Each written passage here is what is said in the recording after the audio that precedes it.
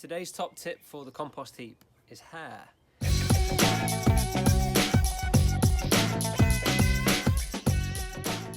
If you or your loved ones have long hair, you'll find it stuck around the hoover, matted into the carpet, stuck in hairbrushes. In fact, you'll find it everywhere. The beauty of it, keep it out of landfill.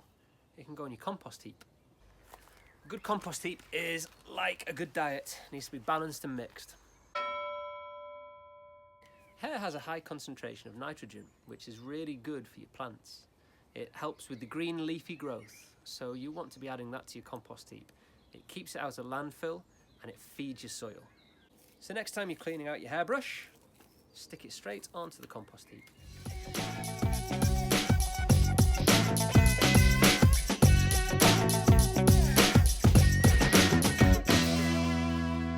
Or if you happen to live with Andre Agassi from the 90s, pre the skinhead.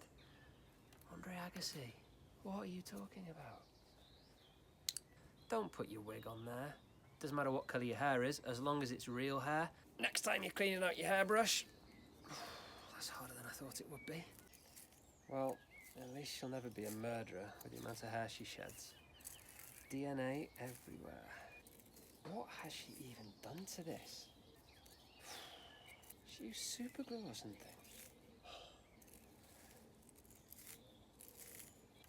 Yes! You'll find it matted in the hoover. Hoover, that's a brand. Dyson. That's a brand too. If you or your loved ones, excuse me, my house is essentially built on human hair. That's disgusting. Ooh. Green and wet equals nitrogen. What are you talking about?